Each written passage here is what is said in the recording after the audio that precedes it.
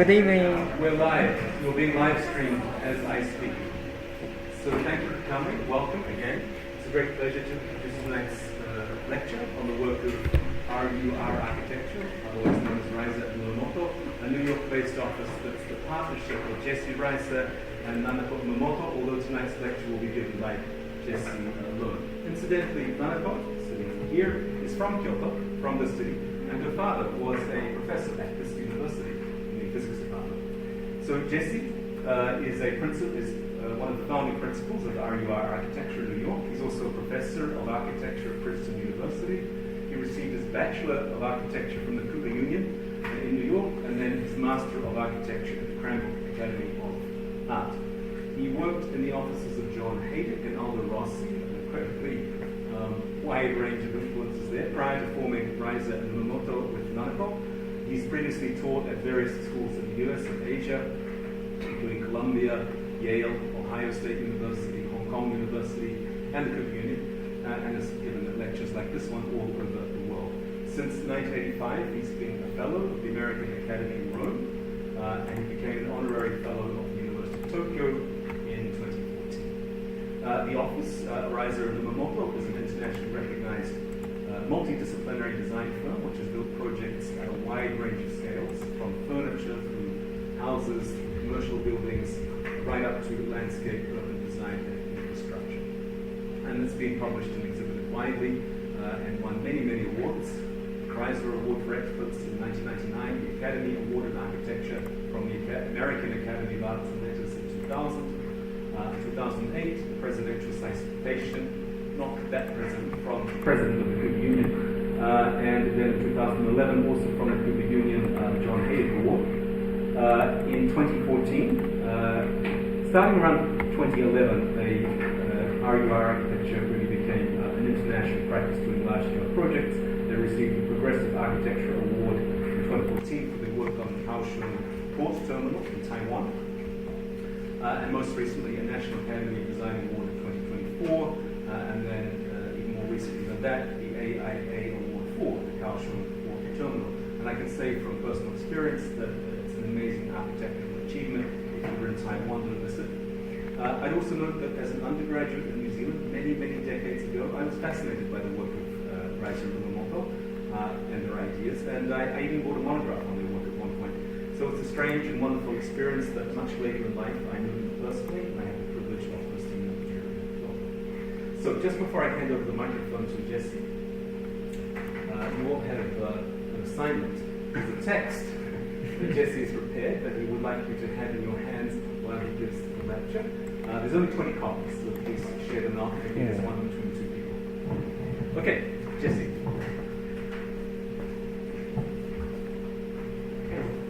Same microphone? I have the microphone.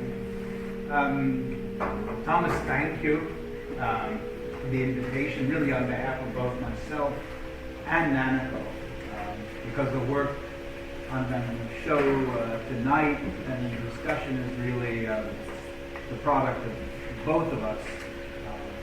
But I tonight am this both person. I usually don't do this, but I have a written introduction simply because there was a topic that's been kind of bouncing around in my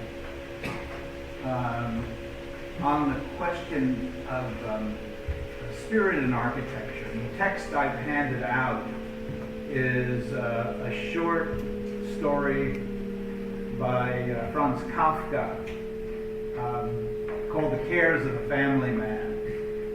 And in a way, I have regarded this text as referring not only to a kind of small sprite, some little god object, but it seems to me to embody much of the characteristics of architecture, in that it's both, at least to our minds, both a living and a dead thing. Kind of hovers between life and death. It occupies also the everyday, but in a very strange way. And so this little sprite, this little, what's it, kami?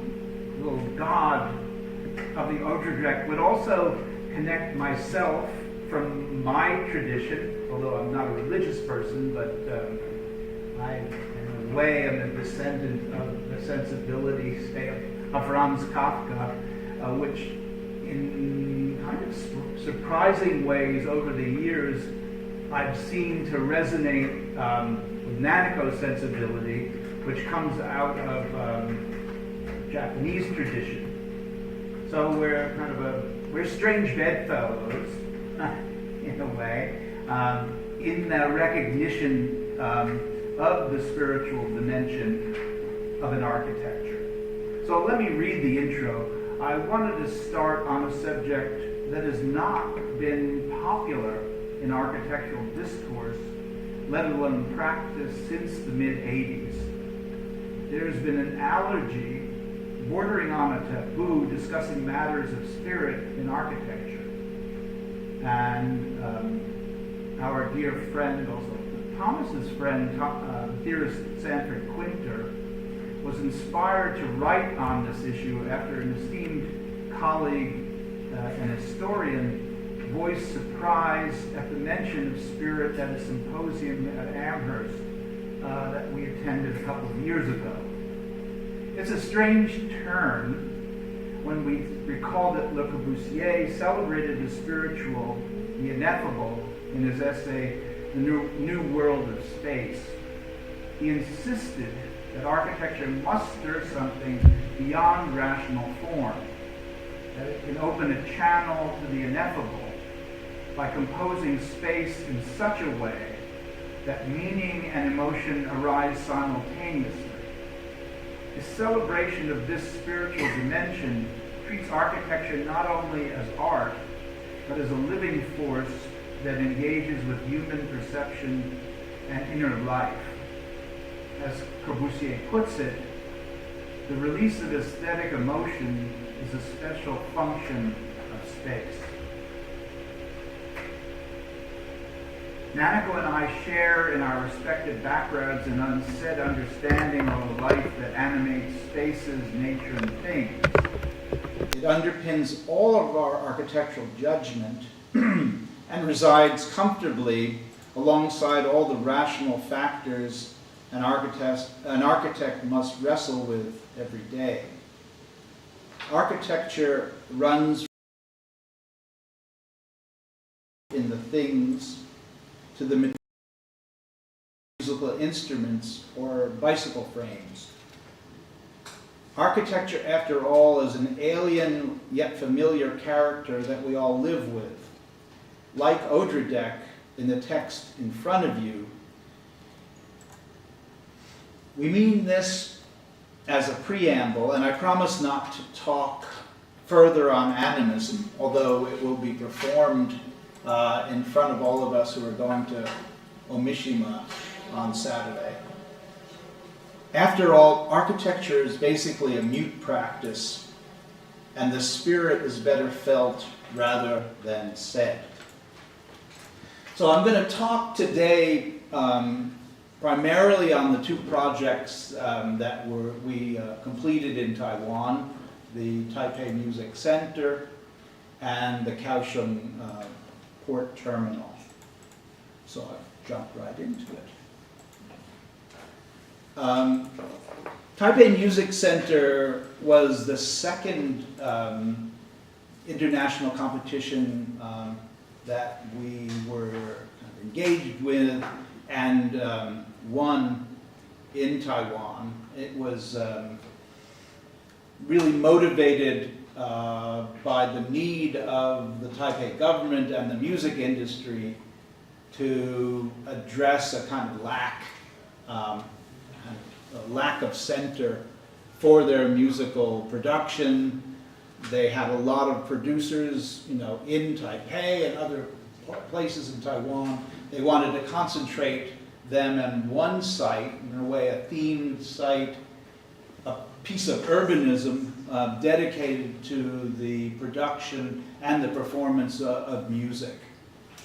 And so there was an international competition.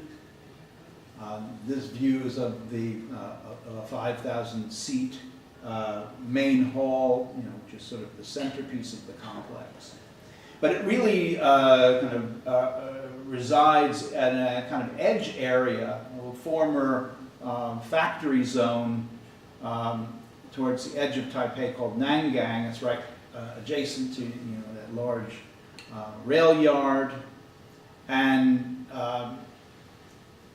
it's very unusual for us to see this kind of urbanism. Just this site is unusual for an American, because normally you have a kind of slow transition from a downtown to an industrial area, suburbs, and so forth. And in Taipei, there's just an amazing juxtaposition of the urban with kind of fingers of undisturbed nature. So kind of radical juxtaposition, which we found fascinating. We kind of sought to take advantage of in the project.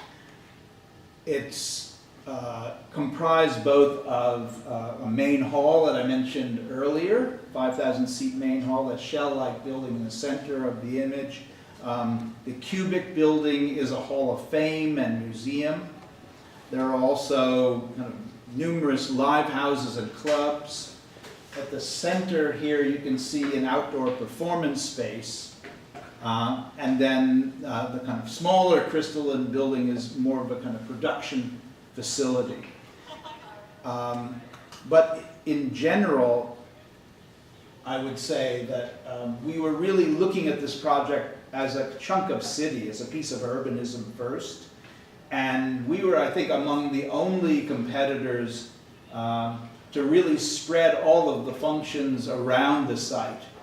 Most of the others concentrated the facility in one large building, I think mainly inspired by the model of OMA, where there was a kind of desire to produce urbanism in a building, but we realized the site is extensive, you could just do urbanism, and the main push we had was to really make this a fully public site. One of the problems in concentrating all of those functions in one building is that in a way it's a representation of a city, but it's not really a city.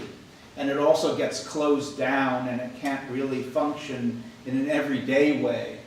So one of the ambitions in the project was to make this site completely extensive with public space. And the outdoor performance space, for example, during the day works like a plaza, and there's shopping and there are various kind of stores that are kind of slowly developing around that. And then it's kind of selectively closed off for nighttime performance.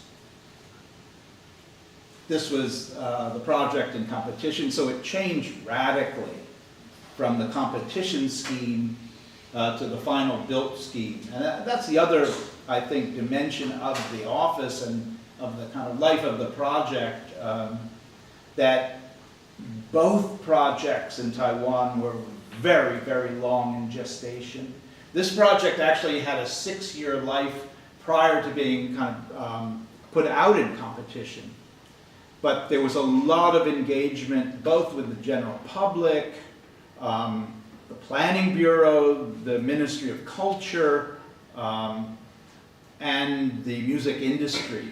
And so this initial scheme had a robot theater which moved and kind of folded and transformed and would move on rails and actually kiss the cube, which had a kind of very compressed theater in its facade.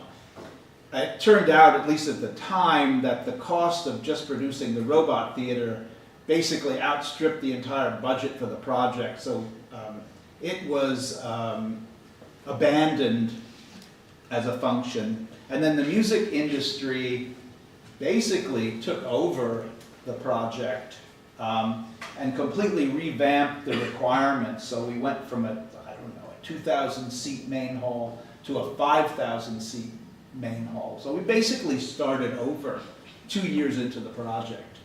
But one of the arguments that we made even during the competition, and this was, I guess, around 2011, so it was just on the cusp of, the kind of explosion of social media as a possibility, was that this project would be, of course, engaged directly by people, but it would also have to be kind of recognizable and understandable as a venue on other media. So, there was, of course, a demand, like in many competitions, even now, for iconic buildings, but it was even more, in a way, focused for this project because the identity of the Taiwanese music industry was very important, to the government and also to the producers. We did sort of mocked up representations at that point of how it would look on TV. It's kind of naive already. But the other kind of motivating factor was to tie together urbanism and landscape. And notionally, the whole kind of lower part of the project is a form of built ground. So there are 3 primary object buildings, which you see in this construction film: the cube, the main hall, and the industry shell. And those rest on this built-up architecture, which forms a kind of elevated ground for the project. There's just some images of Nanako and myself during the many kinds of presentations to various bodies during the project. You can see I've aged quite a bit and gained weight. And the other thing which perhaps relates to our sort of sustained thought about what a project in architecture is that the original main hall that we proposed is not accidentally very similar to the form of the Kaohsiung Port Terminal. And I'll get into that in a second. So, I'll get into it right now. We have been kind of working on the trilobe morphology since the early 90s in the Cardiff Bay Opera House competition. Basically, we were looking at the acoustical properties of trilobe buildings. There was a building done by a large kind of corporate firm in Texas that fused together 3 shoebox halls, focusing in on the stage. It was actually derived from Melnikov's scheme for the Rusakov Workers' Club, done in the early part of the 20th century in the Soviet Union. But we began to realize that this kind of trilobe is an optical engine, kind of a diagram that, when it functions as a theater, focuses in on the stage. But like light rays, those can be reversed. So we actually kind of flipped the diagram for the Kaohsiung Port Terminal. Your entry would happen where the stage would have been in a theater, and then you would look out towards the lobes of the terminal. I'll get into that in a second. But anyway, this is a lineage of physical models done over many years, the foreground being the Cardiff Bay Opera House, and then kind of in between early study models in wax for the Taipei Music Center, and then finally Kaohsiung. So this has been a kind of a sustained interest and obsession for quite a while. And then this is, one of the early precedents, the Melnikov Workers' Club, Cardiff Bay Opera House, the iteration for the Taipei Music Center, and then finally our Kaohsiung Port Terminal, where the spatial manifold is actually kind of bent and twisted and oriented towards the water. But it's part of the development, the kind of sustained development of an interest in space, form, and movement. As I mentioned before, we worked with a lot of so-called stakeholders in the project. I guess one of the arguments that we make is that you can't just arrive at a project expecting those stakeholders to completely inform you about what to do with your design until you have a design. It's sort of a chicken-egg problem, but I think once you have an initial concept, then that kind of exchange and input becomes significant. Similarly, we feel the same way about sites, and I think that's also one of the reasons why in the studio assignment that both Nanako and I gave, we were encouraging work on a certain component, the pod, prior to the actual site visits. You actually had, in a way, a spatial logic and an attitude towards an architecture prior to visiting the site, and then the site would, in a significant way, work on your project. Anyway, so there were a lot of people and exchanges, both from the music industry, producers, performers, our local architect, Fei and Cheng, who did an enormous amount of work and really kept this project and the Kaohsiung project alive.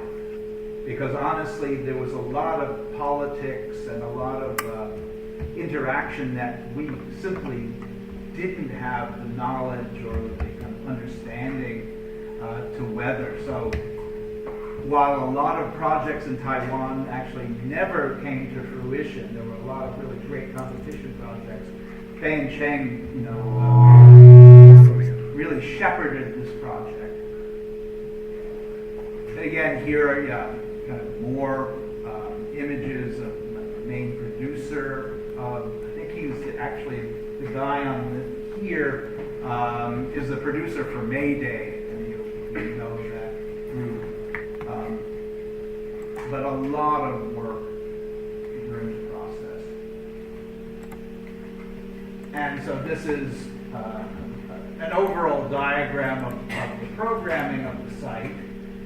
It's a divided site, connected main hall site on the one side of a kind of major road, connected by a bridge, which is actually a very typical situation in Taipei, and then connected to this very elongated site where we have a series of live houses at ground, as well as commercial functions, and then above the built ground, the object buildings, the Hall of Fame and exhibition spaces, the industry shell, and then, as I mentioned before, the main hall. There was also, a question of how to manage, in a way, the primary architectural effects of the project. And one of the things that really fascinated us was the question of the silhouette of the building. How this built ground would, appear, particularly because many of the performances would be either during twilight or at night. And so to be able to orient yourself on the site to see these three kind of objects as you moved around and to see them against the sky, as figures or objects was very important. And it kind of worked into the way we were thinking through the renderings as well. So you have, in a way, the ground, and then at the level of the bridges, a built ground. And that bridge means also that, like with the main hall, there are two entrances, one at grade where they have functions of celebration and red carpets, and then a major public entrance at the bridge level where you could cross from one side of the site to another. And we were also looking at precedents for kind of ground-based buildings, like stupas, and also kind of atmospheric effect that you see, in the architectures of China and Japan, with the overhanging eaves. But there would also be, for me, references, filmic references, even the kind of bunker in Saving Private Ryan, which kind of looms as a kind of menacing object, would also kind of fit into that category of animistic work. So the building is also in a way divided in the main hall between a groundwork, which is essentially mainly covering back of house functions and the loading of the building, and then the object of the main hall, which is in kind of the front of house, the theater itself. So this is a view during construction of a ribbed shell for the press area. Unfortunately, unbeknownst to us, they put a hung ceiling in there, which we hope in future can be torn out, because the idea was to actually, kind of express the kind of shell structure of the building. And then this kind of aerial view of the outdoor performance space. So the overhanging area of the industry shell becomes a place where stages are mounted, and the staircase becomes part of an audience proceeding, as well as something like a 1,500 person standing audience as well. And this is kind of architect's view without people. The use of symmetry was very important too in terms of focus. But then the music center had a completely different picture of how to kind of advertise the project. So I'm going to show a portion of their version of this complex and how they represent it.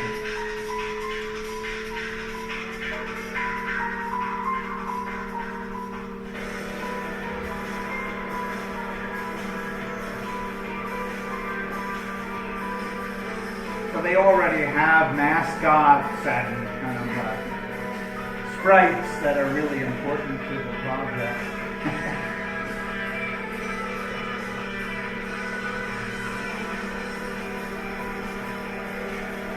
Anyway, enough of that. Back to the sober architecture. And the project actually does work in the sense that, really uncontrolled use of the space. So, public space is really possible in a scheme like this. That they can, of course, close this space off and ticket, people for performances, but the space is really, continuously used. So there's even a whole group that constantly programs the space. We of course presented an idea for it, even gave a 2-week sort of schedule kind of for how it might work, but they actually do it much better than a naive architect.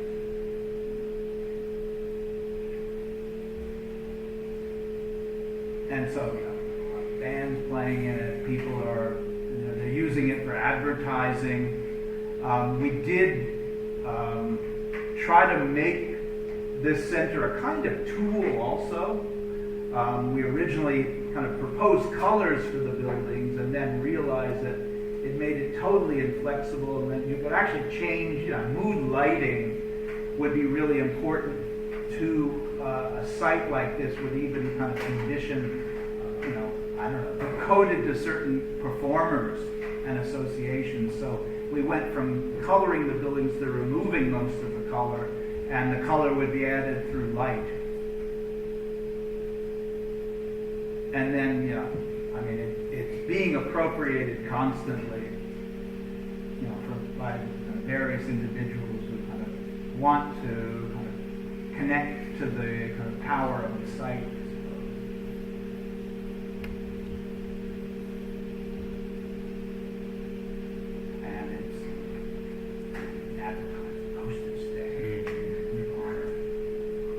Art is also, a curator on the site, so you have a kind of strange, ironic version of Marcel Duchamp's urinal attached to I don't know what, and then, also advertising for automobiles and so forth. Well, I think one of the fascinations we have, and this is in a way in contrast to our friend Samantha Quinter's anxiety about symmetry, was to somehow reinvestigate that, though through kind of my and Nanako's interest in film, to, I don't know, there's a kind of sense that the project shouldn't be too sweet, that there would have to be a certain difficulty or ambiguity kind of invested in the project, and the works, like Anderson or Stanley Kubrick, very effectively, communicate a certain strangeness, almost a sense of dread, that we wanted to kind of bring to the space, that it wouldn't be too sugary and sweet. Or Italian neorealism, like this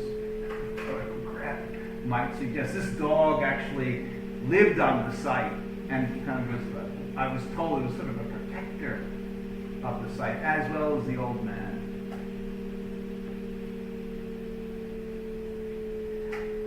And the other thing that kind of came up in the project, because we were interested in sort of fostering life of the city and public space, was the question of informal urbanism.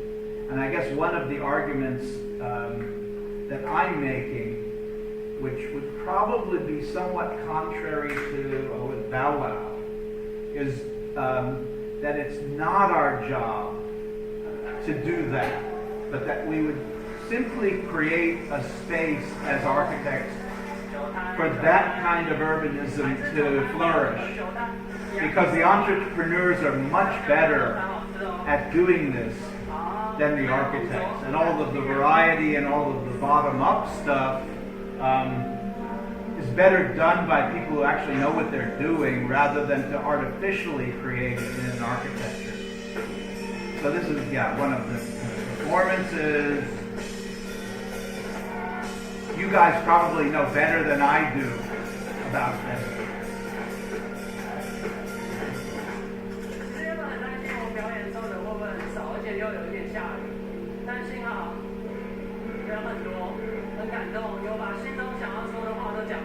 Anyway, there's, the project has basically left our hands. It takes on a life of its own, which is all to the better. The other thing that was really interesting for us, which kind of crosses over both Nanako's experience and mine, was the treatment of the actual materials of the facade. And on the left is a piece of a Junkers 52 aircraft, which was fabricated right across the street from the Bauhaus in Dessau. So a lot of the metal workers who trained at the Bauhaus were also building aircraft.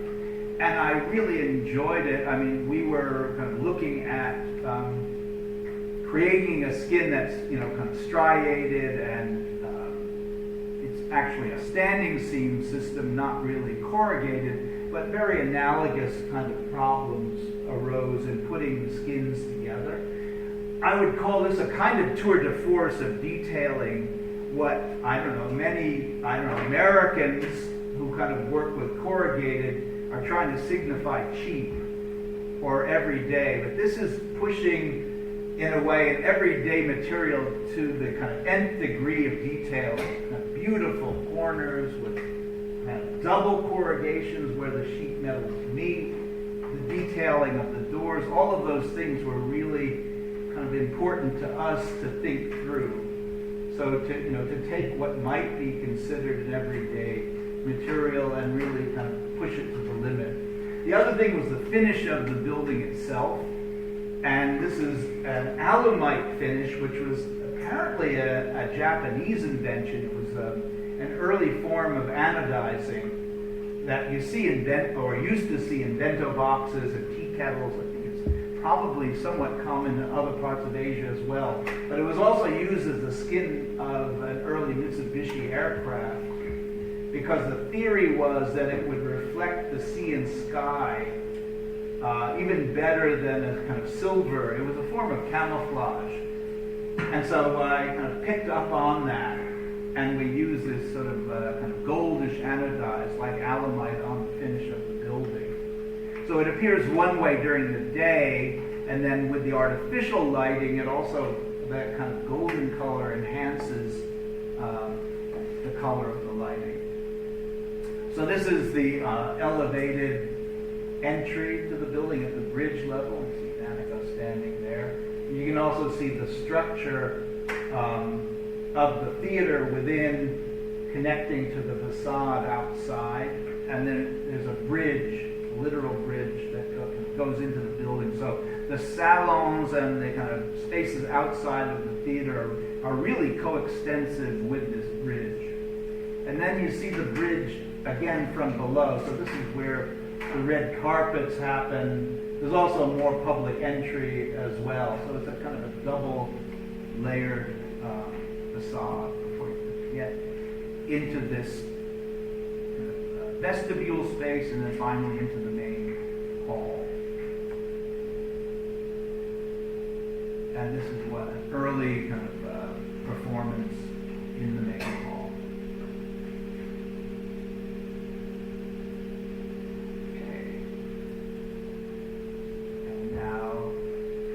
Kaohsiung Port Terminal, which we won about a year and a half after the Music Center.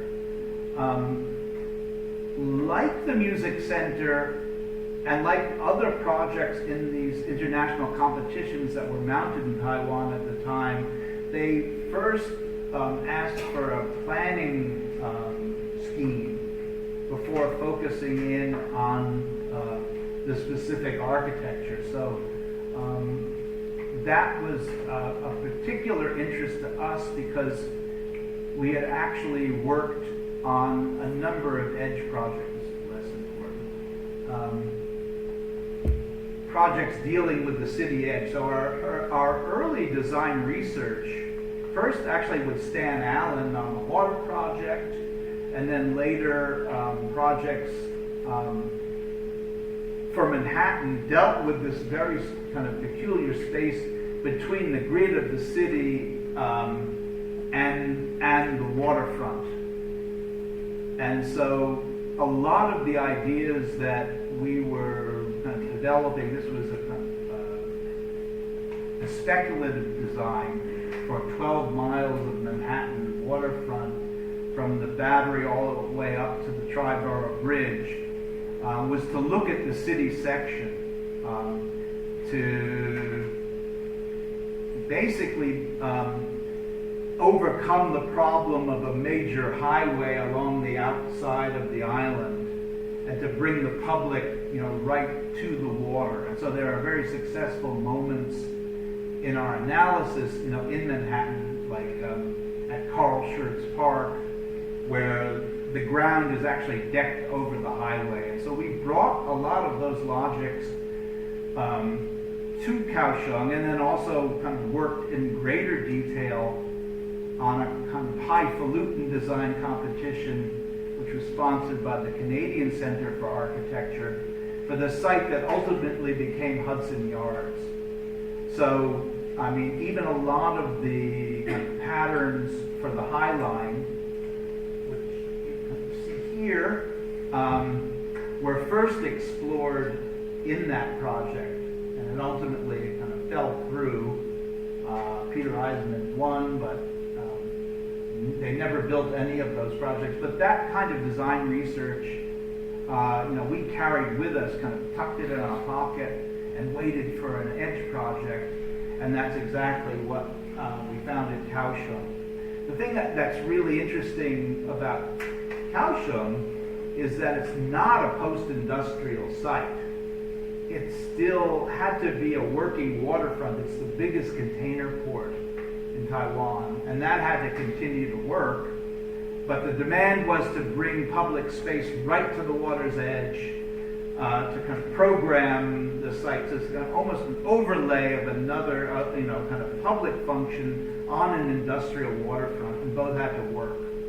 So our sectional concepts became really, really useful.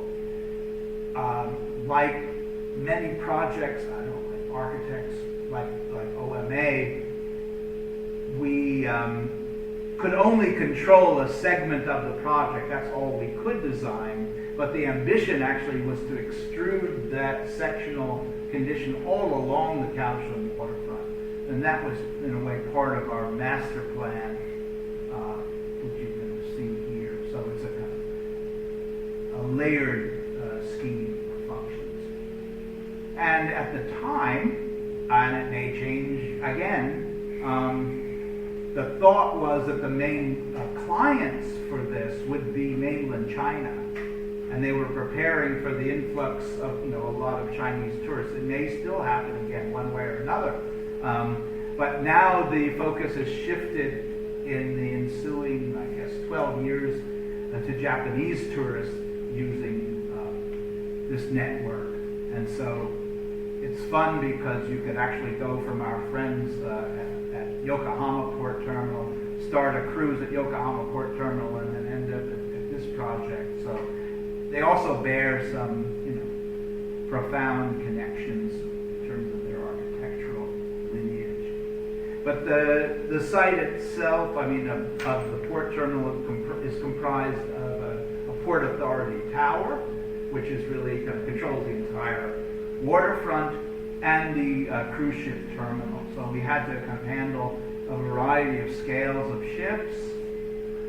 And this is what I mean by the kind of the notional section, that you had the industrial waterfront untouched at grade. The terminal would be more or less in the middle of the sandwich, and then the uppermost level would be the kind of continuous public esplanade.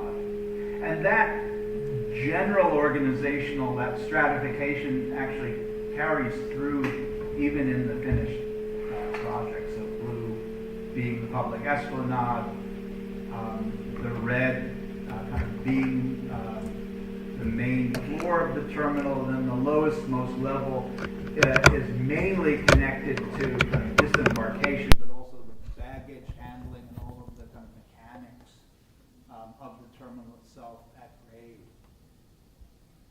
And the section came sort of halfway through the project. The first half of the proposal, which we kind of radically changed, was it started as a terminal more like a kind of romantic view of a New York pier, where you would go from the pier up to all the way up to the ships. And so we found out very quickly that modern cruise ships, in a way, work like airports. So the whole lower section basically works that way, that you kind of go up one level for departures, and then you kind of embark there or disembark down to a lower roadway. And our idea, too, is that you had this esplanade, and if you also had time, you could go up to kind of elevated restaurants that both kind of overlook the harbor and back into the terminal. But there were a lot of problems to make sure that you had clean zones, so ticketed people didn't mix with general public, so it got rather complicated. The other thing that was, engineers would call it a challenge, was the site itself. And it became quickly evident when they started to dig that there was actually standing oil in the site. So there was a kind of historic soup of oil that had been leaching into the ground from, I guess, during the Second World War all the way through where the Japanese, this was the site of the largest naval base for the Imperial Japanese Navy. And I love all of the capital ships, which is my own hobby. So the Yamato was there, and all kinds of great ships were there. And this is where it happened. So Mitsubishi built these large tanks on our site. This is our site. And this is a photograph, a reconnaissance photograph by the U.S. Navy before they bombed the site. So T4 was the oil storage area. They bombed the site in 1943, and then all of that oil kind of went into the ground. And so what we confronted when they were digging was that oil lake. Here are some images of the project in construction. It was our structural engineer was also our professor of structures, Israel Sinek, who did a kind of brilliant job. He passed away just before we presented this in competition, so it was his last project, but he was quite an extraordinary engineer. And unlike the Taipei Music Center, his structural design didn't change over the course of 13 years. He was also, and this is kind of, he was also the engineer for many of Donald Trump's projects. So he did the Trump Tower in New York, and I guess he was one of the only people who actually got paid by Trump. He was a real kind of macho character. Anyway, this is, kind of speeded up view of the construction of the structural steel.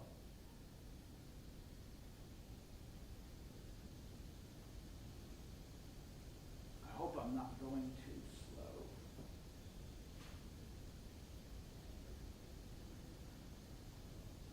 Right? That. And then I have a small detail tour for, mainly for the thesis students, because I mentioned this. It relates to our project too. There was a project that was suggested by John Haydick, who's our Dean of Architecture at the Cooper Union, called the musical instrument problem. And John, unlike, more conceptually based idea of thesis, would be toying with problems that were bothering him. He was trying to think through a way of bringing together, kind of purism that he was coming out of from, Cubism and purism, and then the kind of functionality and the materiality of objects. So he handed out this assignment for everyone to draw rigorously musical instruments. And I actually never did the assignment, but I was witness to the drawings, and they were just phenomenal. So inspired by that, it became a kind of obsession, and we kind of worked through how to kind of deal with the spatiality, the machinic, the biomorphic, together as kind of part of musical instruments. The drawings were great in thesis prep. The students actually were unable, I would say, to really digest what they drew enough to be able to kind of make them synthetic and part of their thesis work. But it was absolutely fascinating to me. And so, probably 7 years later, when Nanako and I did our first collaboration, this was a clock tower, which was part of a project for the Venice Biennale in 1985. We did this anamorphic projection of the guts of a clock because it looked cool. We were trying to kind of make it look like the musical instrument, almost like a Dali. But also I kind of had nagging anxieties because basically it couldn't work.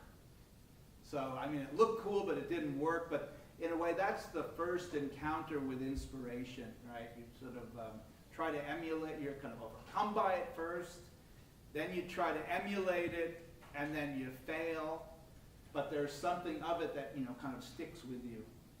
So, there I am, the flute. So we came, to the Kaohsiung Port Terminal. One of the kind of major interests we had was to kind of put all of the kind of vertical circulation and structure inside the walls that work with poché. including the duct work. And then we actually handed, much of that work, of course, went to engineers. And then lo and behold, we got the musical instrument. So it was sort of, in a way, a branching system, if you kind of look at it rationally. The engineers were dealing with kind of, a branching system of air distribution, then applied to the kind of volumetric constraints of the port terminal would yield that kind of mechanical and formal result. But it took that long to kind of digest the problem. So this is an isometric view of the major systems of the terminal. The kind of diagrid structure, these main kind of cantilevering girdered frames for the lobes. And then all of the elements that would go inside the walls are in this isometric.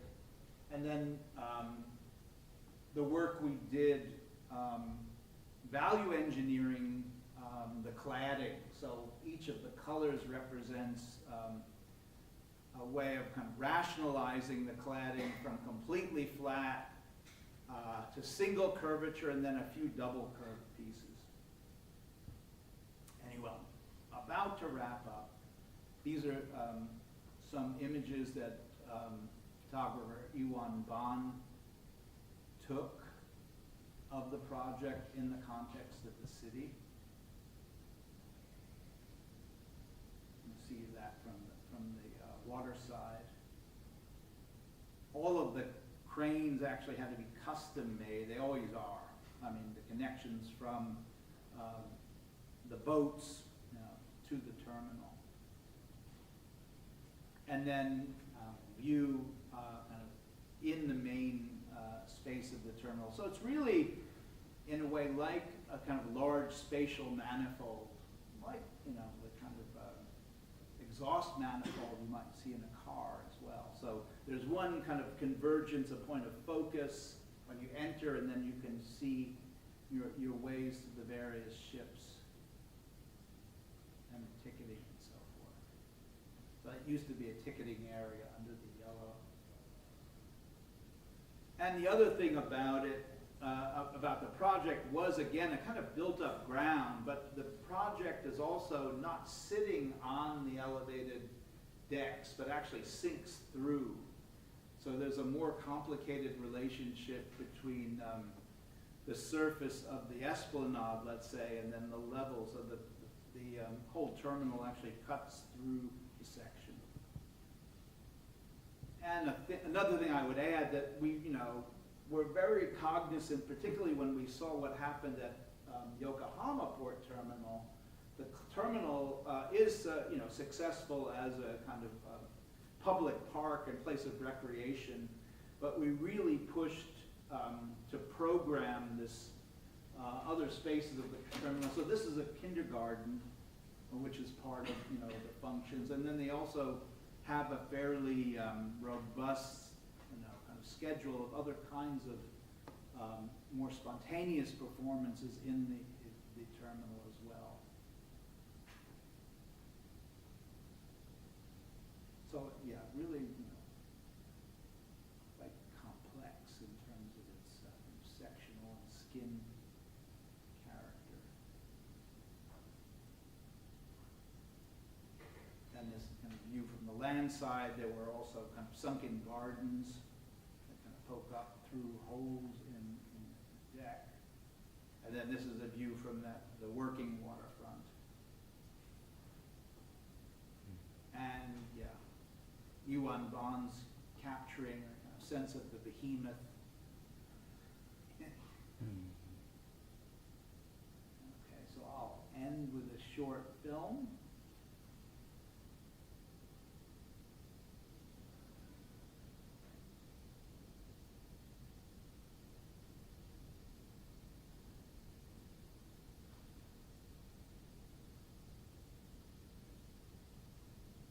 Some of these were taken during the opening, but all of these decks actually have restaurants or will be programmed, with public functions. And And at every intersection of the esplanade, there's commercial space as well. So that's sort of knitting together various functions and levels.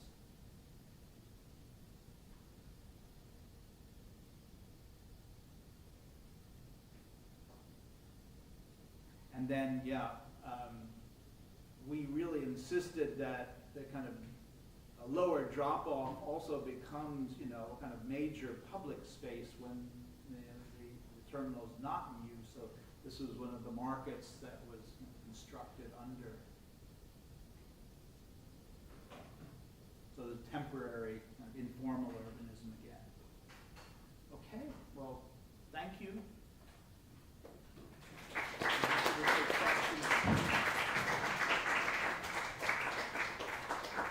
Thank you, Jesse. That was really, really inspiring. So, particularly the last project.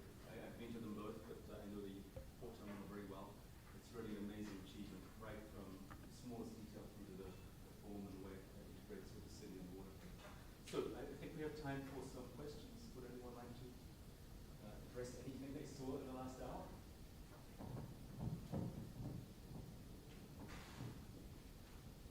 Thank you very much. That was very inspiring, and I've never been to one, so I couldn't really imagine before seeing the project. So it was very nice to see the videos as well. So very easy to understand the project as a whole.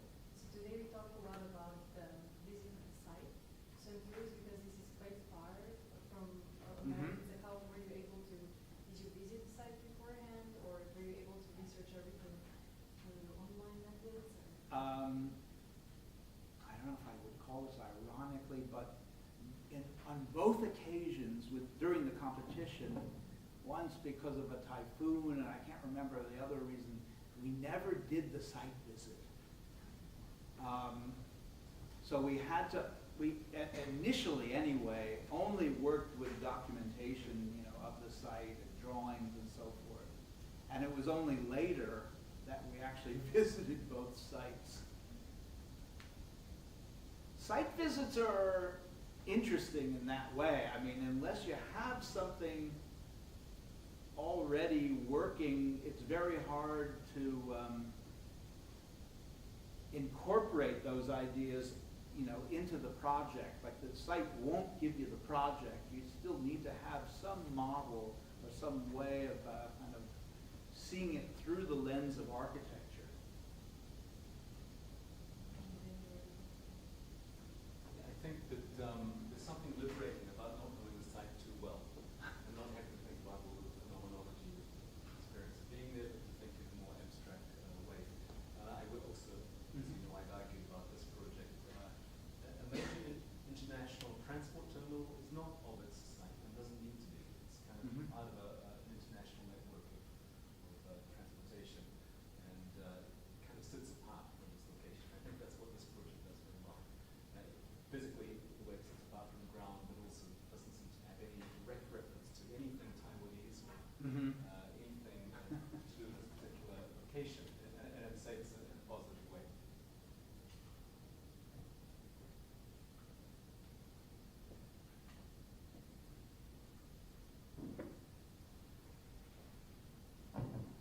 Thank you, Jesse. I am interested in sort of you talking about the musical instrument project. So, I mean, it was a quick slide that you kind of pointed to it, but the way that I sort of interpreted it, this is kind of a synthesis of the complexity of machinery kind of inserted into the forms and orders and like the annotated composite drawing.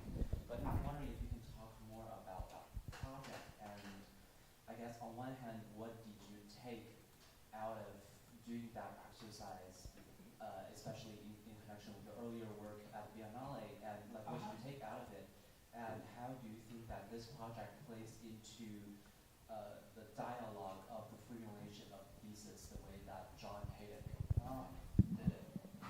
Well, I mean, that's a multi-layered question. I think one of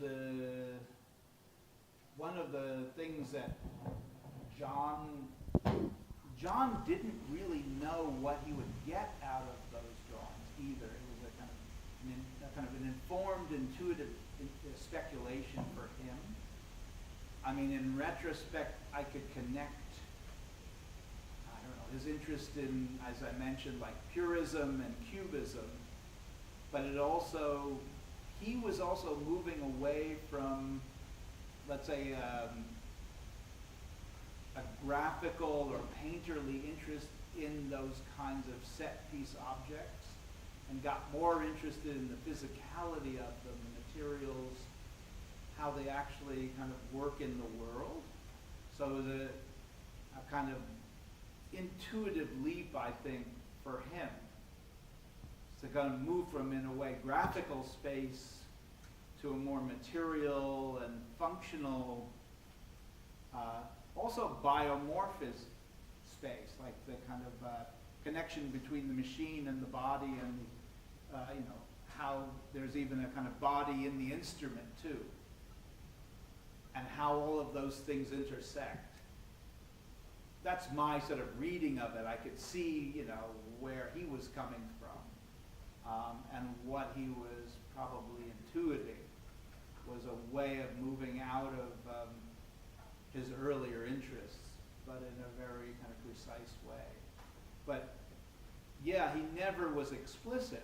I think he just had them draw the instruments, and then there was a lot of discussion, but it was never, in that sense, I don't know, like at Princeton, it was never really a conceptual project. It was more of an evolutionary project, which was more the way an artist would work, rather than, I don't know, coming up with an hypothesis or treating the kind of idea as an argument, like the way of, you know, the way you would kind of build up an essay, where you would have this, line up a series of arguments, and there would be a very kind of logical conclusion. This was, in a way, you know, mixing the nonverbal and the material and the visual with a certain set of interests. So it's a very different model for thesis. It also, you know, I guess assumes that there's a sustained project for an architect rather than a project predicated, say, on politics or a theme or an immediate function, but that there would, this would be the architecture that you would use on any kind of program, some way. Mies would do that too, I think, or Corbusier. I mean, it was, you know, you wouldn't change your architecture because you change the site, you change the program. You would be using your bag of tricks or whatever, your principles on any number of you know, sites or, you know, programs.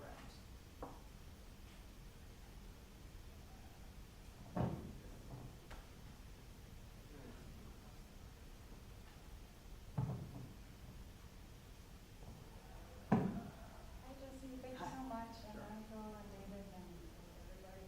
I guess I just have a question about interiors, because both projects seem to have really complex bodies, and when they intersect and aggregate from each other, I wonder what kind of methods you use to design those interior spaces, because they seem sometimes to have double ceiling height and triple ceiling height, sometimes go down.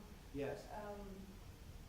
And those projects, some of those projects happened in 20 years ago. Like, Yeah. started, so I wonder if you did not have any PR classes or something, or that was done through sections, or I don't know. How did you imagine? Well, I think we mix it all up. People assume this is digital architecture, but it is only part of it. We do a lot of physical model making.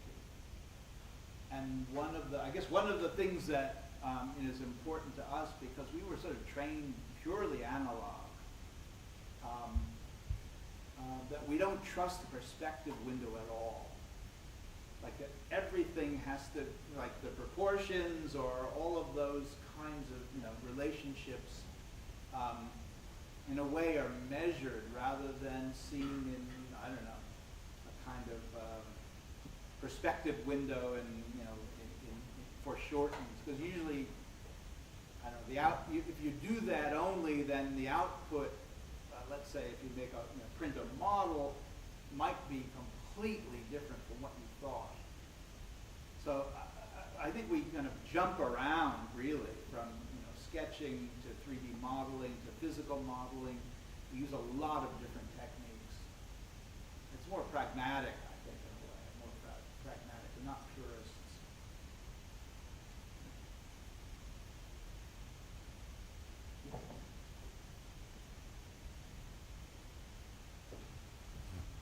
I mean, Nanako did a lot of projective geometry because she was trained too in furniture design, rattan furniture, so she kind of has a lot of skill in kind of working through from the 3D to the 2D.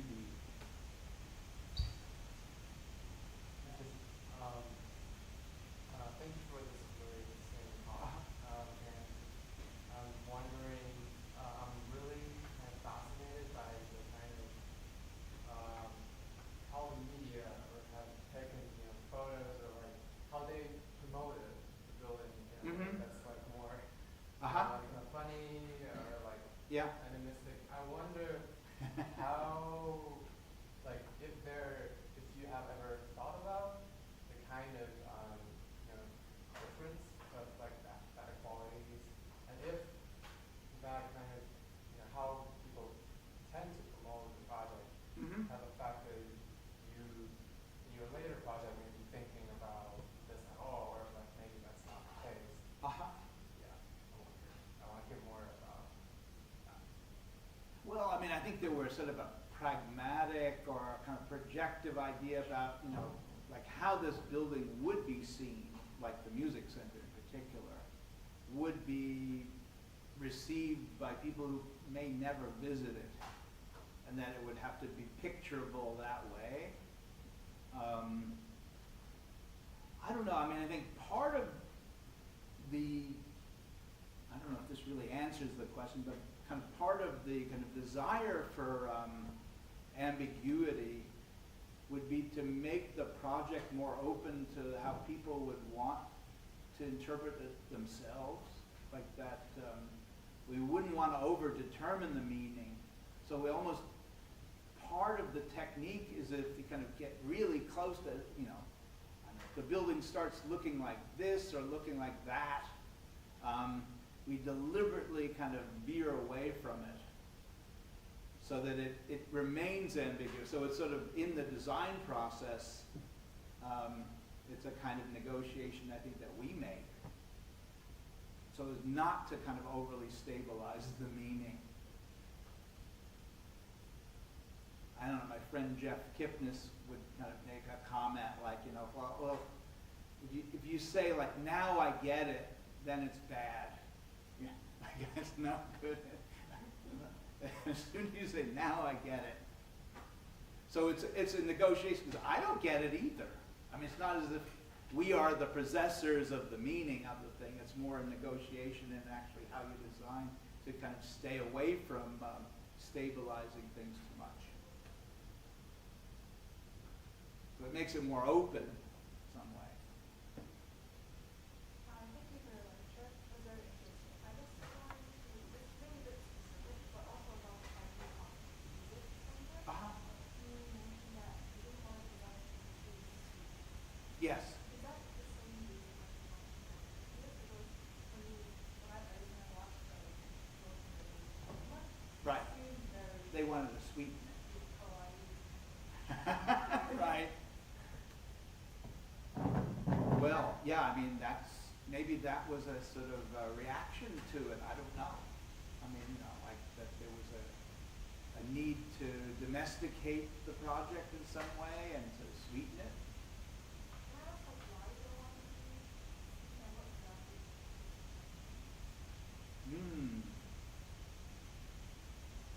Well, I guess the legacy of projects, particularly ones that deal with symmetry, I don't know if it's exactly sweetness, but that certain more traditional meanings get associated with symmetry. And so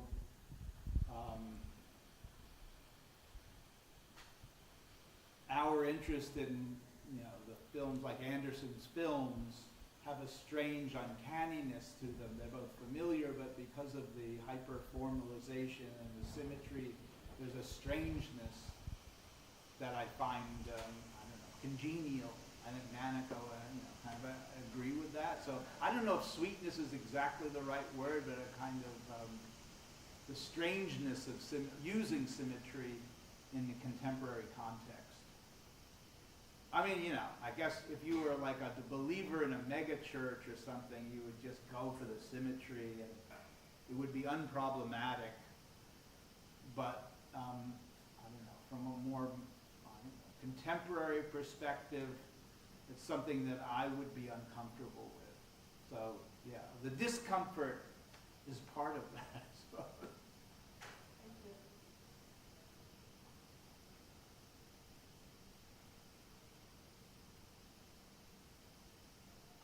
What final questions?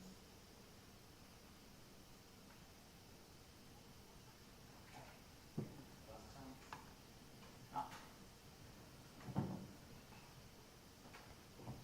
Thank you, Jess, for your lecture. I feel like I've been to your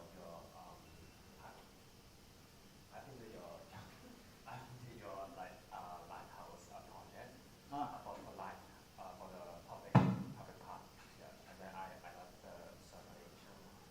It's really fascinating, and but I'm interested in because you said you have a Manhattan project in the waterfront, right? Mhm. And then that wasn't like it's a I want to ask like what drive you to study on that? Then it would be a state that finally got a very similar chances for production.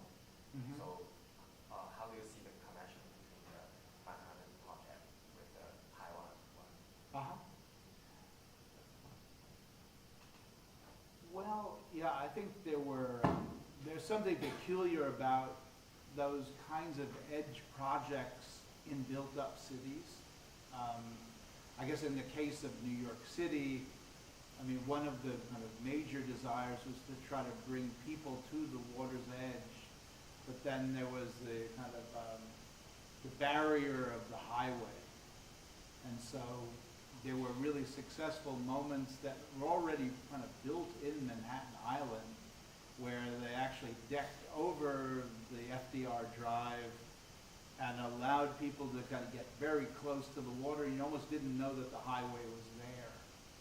And so there was this, that the waterfront, we argue, was very different. It was a distinctly different, big, continuous space along the water's edge that was fundamentally different from the grid behind.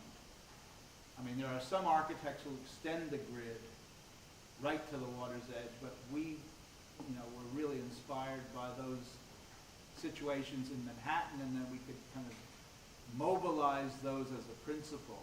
So at Kaohsiung, it wasn't the highway, but it was the working waterfront, which, was seen as a kind of barrier between the city of Kaohsiung behind and then the water.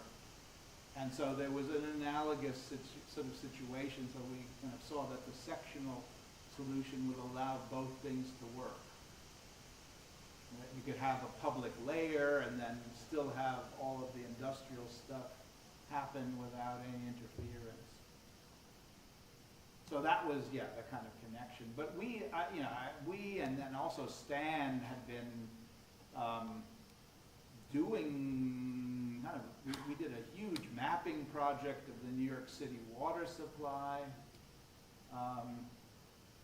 and then kind of attempted to start doing proposals on it. Didn't really work that well, but there was a kind of a prehistory to all of this work with infrastructure, which started as mapping project and then turned into more kind of projected